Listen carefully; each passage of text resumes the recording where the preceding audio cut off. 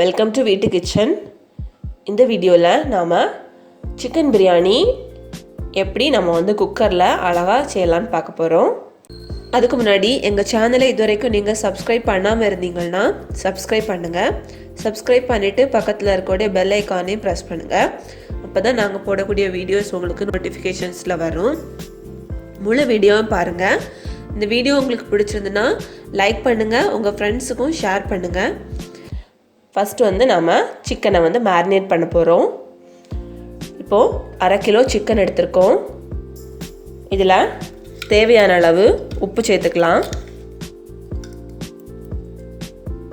அது கூடால 1 ஸ்பூன் மிளகாய்த்தூள், 1/2 ஸ்பூன் மல்லித்தூள், 1/4 ஸ்பூன் இறைச்சி மசாலா, கொஞ்சம் போல் மஞ்சள் தூள், இது ஒரு 1/4 ஸ்பூன் சேர்த்துக்கலாம்.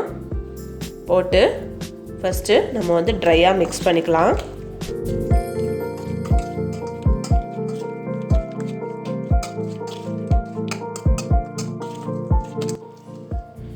இது கூடால ஒரு 1/2 கப் அளவுக்கு நம்ம தயிர், கெட்டி தயிர், புளிக்காத தயிர் சேர்த்துக்கலாம்.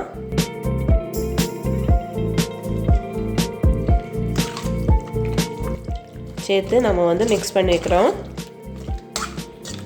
மேரினேட் பண்ணி வைக்கும்போது நமக்கு சிக்கனில் உப்பு எரிப்பெல்லாம் நல்லா பிடிக்கும். அப்போ தான் நமக்கு சிக்கன் சாப்பிடும்போது நல்லா டேஸ்ட்டாக இருக்கும்.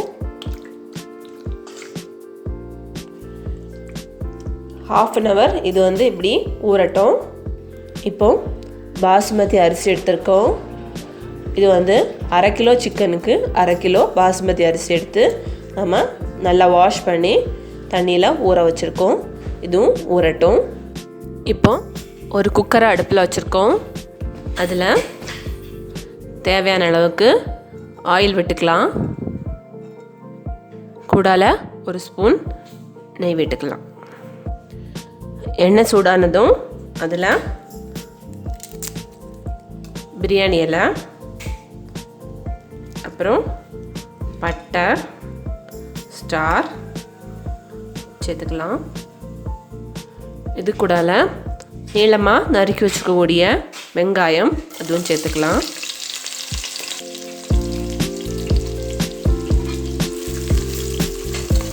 வெங்காயம் கொஞ்சம் வதங்கணும்.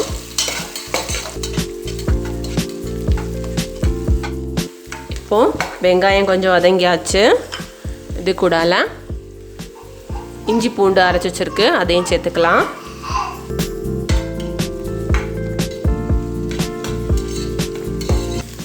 இப்போ இதில் 4 பச்சை மிளகாய் வச்சுருக்கு, அதையும் சேர்த்துக்கலாம். அப்புறம் 2 தக்காளி நீளமாக கட் பண்ணி வச்சுருக்கு, அதையும் சேர்த்துக்கலாம். தக்காளி நல்லா வதங்கணும். அப்போ தான் பிரியாணி நல்லா டேஸ்ட்டாக இருக்கும்.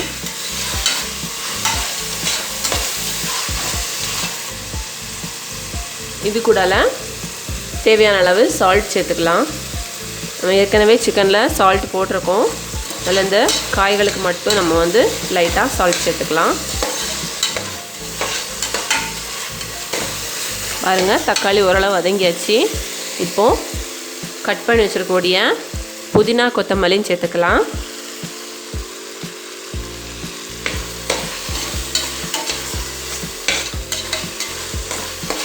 கூடாலே கொஞ்சம் போல் முந்திரி பருப்பு சேர்த்துக்கலாம்.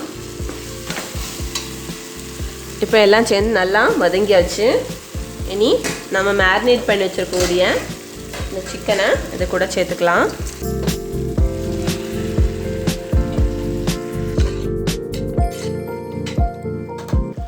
இது 5 நிமிஷம் வேகட்டும். இப்போது 5 நிமிஷம் ஆயாச்சு.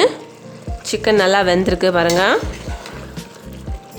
ஓரளவு வெந்தாச்சு. இனி இதில் நாம் 1/2 கிலோ அரிசி எடுத்துருக்கோம். 1/2 கிலோ அரிசினா 2 கப் அரிசி. ஸோ 2 கப் அரிசிக்கு 3 கப்பு தண்ணி விடணும். ஸோ இதில் 3 கப்பு தண்ணி விடலாம்.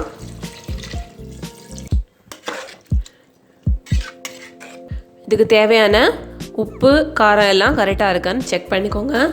தேவை உண்டுன்னா எக்ஸ்ட்ரா போட்டுக்கலாம். இனி இதில் நாம் ஊற வச்சு வச்சுக்கூடிய இந்த 2 கப் அரிசியை சேர்த்துக்கலாம்.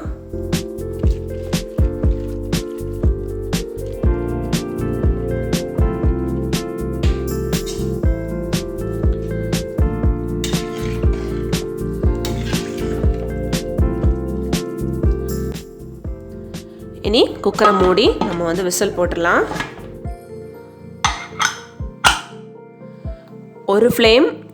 ஒரு விசில் ஹை ஃப்ளேம்லேயும் ஒரு விசில் லோ ஃப்ளேம்லேயும் வச்சு நம்ம வந்து அடுப்பு ஆஃப் பண்ணிக்கலாம். இப்போது விசில் வரட்டும்.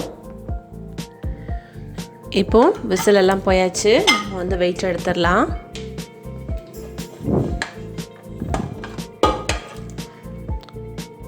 பாருங்கள், பிரியாணி நல்லா ரெடியாகியிருக்கு. நல்ல மணமாகவும் இருக்குது. இதை நம்ம இனி எடுத்து சர்வ் பண்ணலாம். சுவையான சிக்கன் பிரியாணி குக்கரில் ஈஸியாக வச்சுருக்கோம். பாருங்கள், அழகாக ரெடி ஆகியிருக்கு.